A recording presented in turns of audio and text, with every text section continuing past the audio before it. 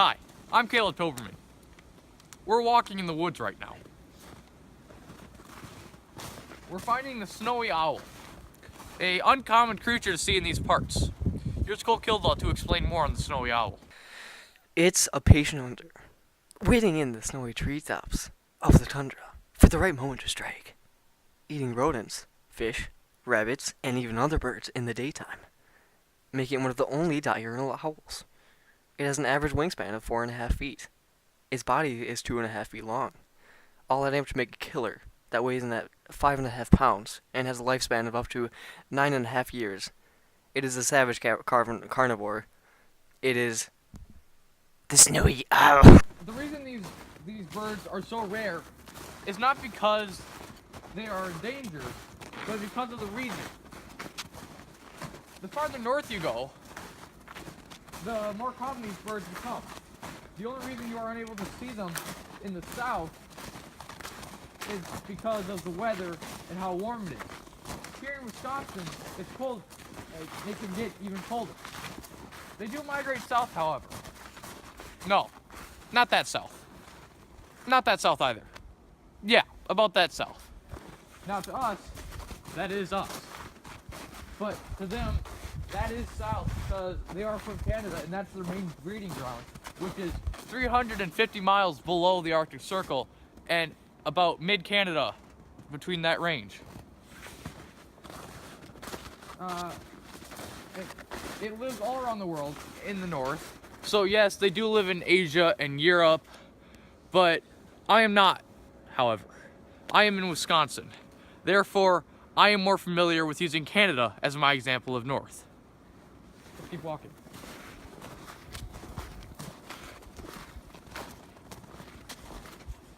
Now, if you notice here, that is from the white-tailed deer. It is the smallest of the North American deer family and is to be found in the US and Canada. It can live up to 14 years. Like all other deer, it is a herbivore. During the summer, they usually stick to fields and meadows as their coats are a reddish-brown color, whereas in the winter, it is a more grayish-brown, so they stick in the forests. They are crepuscular, so they will mostly eat at either dawn or dusk, or in between, or during the night. The males, which are called bucks, can be sorted from the females by their distinctive antlers. These antlers are only on the males and are grown annually after shedding them in the winter. They are used to fight other males during the mating season, which is called the rut. After a 7-month gestation period, the females give birth to the fawns. The fawns are reddish brown as well as they have white spots on their bodies to blend in with the forest better. Some cool things about the white-tailed deer is the fact that they can jump an astounding distance of up to 30 feet and can jump as high as 10 feet.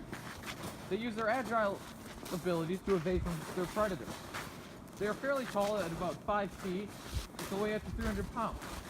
Now, if you look over there in the distance, you'll notice that there is a tree missing its bark. This is most likely because it is dead, but another cause of this could be a porcupine. Here's Cole with more on porcupines. Oh, really?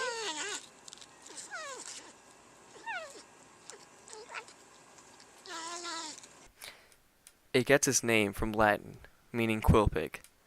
But this cute pig isn't something that you want to play with. Its hair may be soft, but it sure is sharp. It has squills mixed in with its hair. These squills are the thing that you don't want to mess with. They may not shoot out like they are often thought to be, but they do come out at the softest of touches. They lay flat, but when fear strikes, so do the quills, as they pop up at the dreaded predator. The porcupine eats plants and wood. It is about 35 inches long on average, and can live up to 7 years. Its young mature quickly in about 2 months, and are born with soft quills that harden in a few days. The most common species are in North and South America. The North American porcupine is the largest porcupine and is the only type in the U.S. It has large front teeth to aid in eating bark off the trees. They are great climbers and have long claws to help carry their 22-pound body up the trees. They are truly a fascinating animal. Is that what I think it is? Come on, run.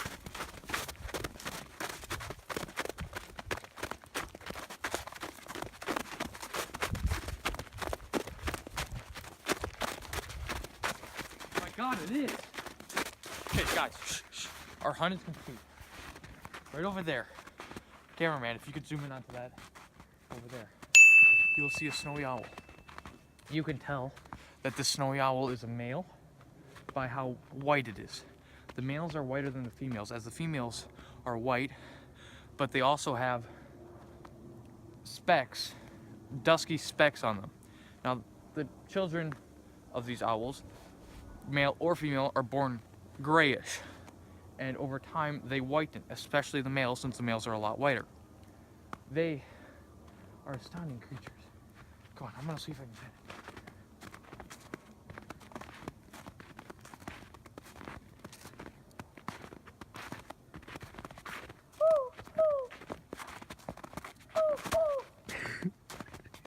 Cameraman, stay here. I'm gonna go up and pet it.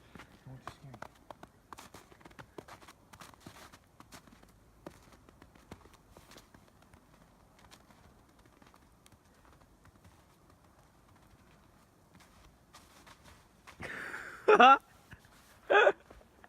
Don't worry. Oh.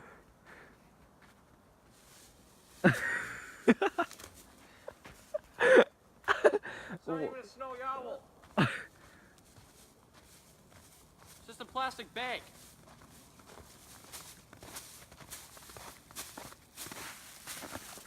This is one of the things you need to worry about in Wisconsin.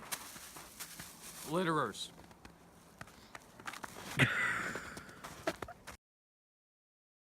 Obviously, because they're rabbits. But, because... Oh, I have an idea, Wait, where are your fingers? Alright, you see, the snowy owl isn't really that rare. It's just not common to be seen in these parts of the world. It's more common to see them in the breeding grounds, which are north of us, about 350 miles below the Arctic Circle and around Canada. Alright, hold on. So, if you come here, you'll see that we have some deer tracks here, and they are deer tracks because deers walk here. 3, 2, 16, now. So to us, that's us, but to the snowy owl and people of Canada, since the snowy owl are animals of Canada, we are south of them. So I'm going to consider that south. Anyways, they are found in Asia and Europe as well. That's about it until later. That's about it until later. Awkwardly walks off. You stopped recording? Alright, hurry up. Press play.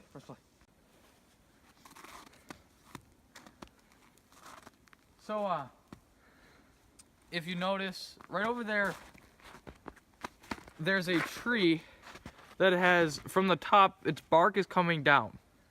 And it's gone. That is from either two things. A porcupine, or the tree just died on its own. Dumb tree. Anyways,